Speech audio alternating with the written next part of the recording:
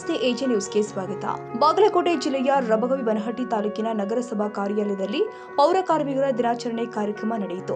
ದಿನನಿತ್ಯ ಪೌರ ಕಾರ್ಮಿಕರು ಬೆಳಗ್ಗೆಯಿಂದ ಸಂಜೆ ತನಕ ನಗರವನ್ನು ಸ್ವಚ್ಛ ಮಾಡಲು ಮತ್ತು ಸೌಂದರ್ಯೀಕರಣ ಮಾಡಲು ಪೌರ ಕಾರ್ಮಿಕರ ಶ್ರಮ ಬಹಳ ಇದೆ. ಒಂದು ವೇಳೆ ಪೌರ ಕಾರ್ಮಿಕರು ಬರದೇ ಇದ್ರೆ ನಗರವು ಸುಂದರವಾಗಿ ಕಾಣಲು ಸಾಧ್ಯವಿಲ್ಲ.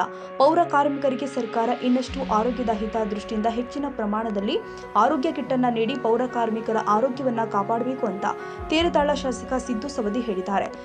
ಕೆಲಸವನ್ನ ಪೌರ ಕಾರ್ಮಿಕರು ಮಾಡಬೇಕನ್ನುವಂತದ್ದನ್ನ ಈ ಸಂದರ್ಭದಲ್ಲಿ ಹೇಳ್ತೀನಿ. ಮಕ್ಕಳ ಶಿಕ್ಷಣದಿಂದ ಮಾತ್ರ ಉನ್ನತ ಮಟ್ಟಕ್ಕೆ ಏರ್ಲಿಕ್ಕೆ ಸಾಧ್ಯ ಆಕೈತಿ. ನೀವೇನೇ ಮಾಡಿದ್ರು ಆಗೋದಿಲ್ಲ. ಕೆಲವು ಮಂದಿ ಮಾತಾಡ್ತಾರೆ, ಪೌರ ಕಾರ್ಮಿಕ ಇಟ್ಟು ಪಗಾರ ಐತಿ, ಆಯ್ತಪ್ಪ ಪಗಾರ ಆದ್ರೆ ನೀವು ದುಡಿಬೇಕಲ್ಲ, ಆದ್ರೆ ಪೌರ ಕಾರ್ಮಿಕರು ಯಾರು ಉದ್ಧಾರ ಆಗ್ಯಾರ? ಅವ್ರನ್ನ ಅದೇ ಸ್ಥಿತಿ ಒಳಗದ, ಅದೇ ಕೊಳಚೆ ಒಳಗೆ ಕೈ ಹಾಕ್ತಾ, ಎಷ್ಟೇ ಪೇಮೆಂಟ್ ಇದ್ರು, ಎಷ್ಟೇ ಅನುಕೂಲತೆಗಳಾದ್ರೂ ಸಹಿತ ಇನ್ನೂ ಅದೇ ಸ್ಥಿತಿ ಒಳಗದ. ಅವರು ಯಾರ್ಯಾರು ಹೋಗಿ ಕೋಟಿಗಟ್ಟಲೆ ಮನೆ ಕಟ್ಕೊಳ್ಳುವಂಥದ್ದನ್ನ ಆಗಿಲ್ಲ ಅಲ್ಲ ಇನ್ನೂ. ಆ ಸ್ಥಿತಿ ಒಳಗೆ ಇನ್ನೂ ಅದಾರಂದ್ರೆ ಅವ್ರು ಇನ್ನೂ ಅವ್ರ ಸಮಸ್ಯೆಗಳದಾವ. ಆದ್ದರಿಂದ ಅವರಿಗೆ ನಾವೆಲ್ಲ ಸಮಾಜ ಋಣಿಯಾಗಿರ್ಬೇಕು, ಅವರಿಗೆ ಅಭಿನಂದನೆ ಸಲ್ಲಿಸ್ಬೇಕು. ಒಂದು 2 ದಿವಸ ಅವರು ಕೆಲಸ ಬಂದ್ ಮಾಡಿ ಕೂತ್ರ ನಗರ ಗಬ್ಬೆದ್ದು 4 ಲಕ್ಷ ರೂಪಾಯಿ.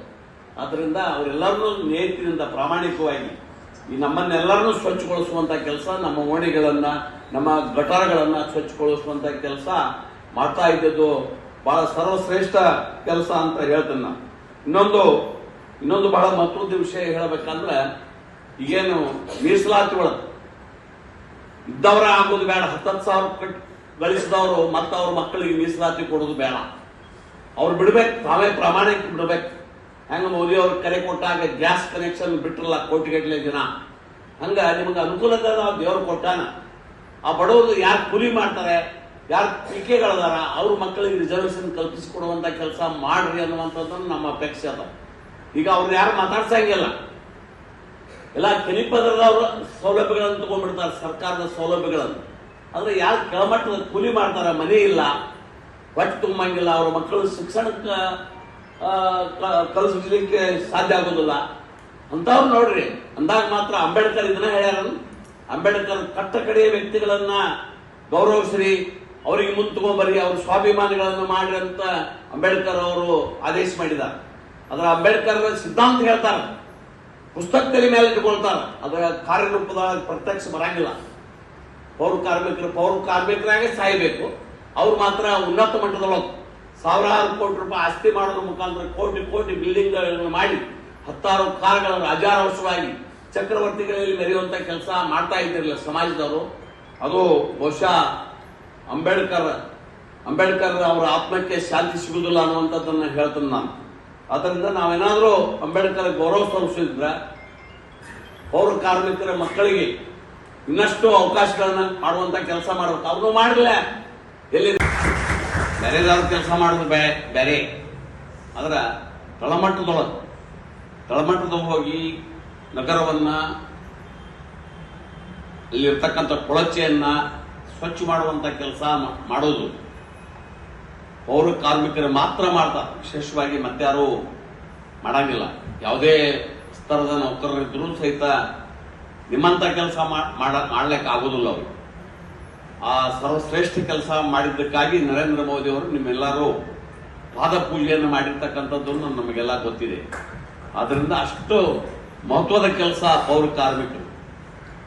ಈಗ ನಮ್ಮ ಸರ್ಕಾರ ಬೊಮ್ಮಾಯಿ ಅವರಿದ್ದಾಗ ಅನೇಕ ಪೌರ ಕಾರ್ಮಿಕರಿಗೆ ಕಾಯಮ ಮಾಡ್ಕೊಳ್ಳೋದ್ರ ಮುಖಾಂತರ ಅವರ ಸ್ಯಾಲರಿಯನ್ನು ಡಬಲ್ ಮಾಡುವಂತ ಕೆಲಸನೂ ಸಹಿತ ನಮ್ಮ ಸರ್ಕಾರ ಇದ್ದಾಗ ಸುಮಾರು 40,000 ಗಟ್ಟಲೆ ಅಂದಾಜು, ನನಗೆ ಕರೆಕ್ಟ್ ಆಗಿ ಗೊತ್ತಿಲ್ಲ, ಅಷ್ಟು ಜನರ ಪೌರ ಕಾರ್ಮಿಕರಿಗೆ ರಾಜ್ಯದಲ್ಲಿ ಕಾಯಮಾತಿ ಮಾಡುವುದರ ಮುಖಾಂತರ ಅವರಿಗೂ ಸಹಿತ ಕ್ಲಾಸ್ 1 ಆಫೀಸರ್ ಏನ್ ತಗೋತಾರ ಪೇಮೆಂಟ್ ಅಷ್ಟು ಕೊಡುವಂತ ಕೆಲಸ ಆಗ್ಯದ. ಅವ್ರಿಗೆ ಎಷ್ಟು ಕೊಟ್ಟರು ಕಡಿಮೆ ನನ್ನ ದೃಷ್ಟಿ ಒಳಗೆ.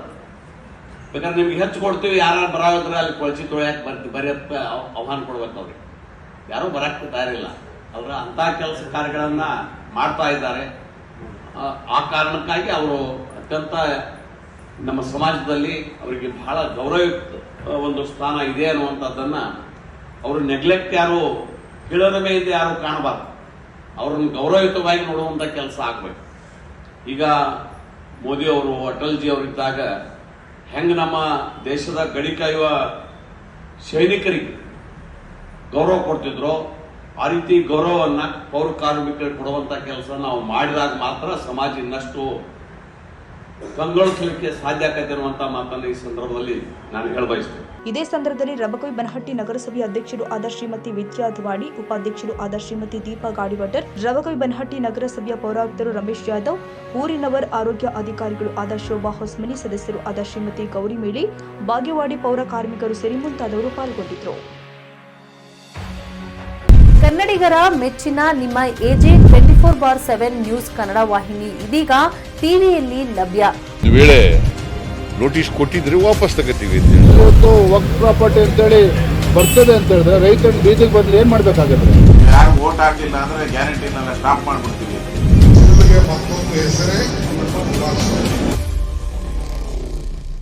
ಕರ್ನಾಟಕ ಮತ್ತು ದೇಶ ವಿದೇಶ 360 ಡಿಗ್ರಿ ಸುದ್ದಿ ಹಾಗೂ ಉತ್ತರ ಕರ್ನಾಟಕ, ಬೆಳಗಾವಿ, ಬಾಗಲಕೋಟೆ, ಧಾರವಾಡ, ಹಾವೇರಿ, ಗದಗ, ಬಿಜಾಪುರ ಜಿಲ್ಲೆಯ ಕ್ಷಣ ಕ್ಷಣದ ವಿವರವನ್ನ ಪಡೆಯುವುದಕ್ಕೆ ಎಜೆ 24/7 ನ್ಯೂಸ್ ಕನ್ನಡ ವಾಹಿನಿಯನ್ನ ಲೈಕ್ ಮಾಡಿ, ವಿಡಿಯೋಗಳನ್ನ ಶೇರ್ ಮಾಡಿ, ಕಮೆಂಟ್ ಮಾಡುವ ಮೂಲಕ ನಮ್ಮ ವಾಹಿನಿಗೆ ಸಹಕಾರ ನೀಡಿ ಮತ್ತು ಚಾನೆಲ್ ಅನ್ನ ಸಬ್ಸ್ಕ್ರೈಬ್ ಮಾಡಿ. ಧನ್ಯವಾದಗಳು.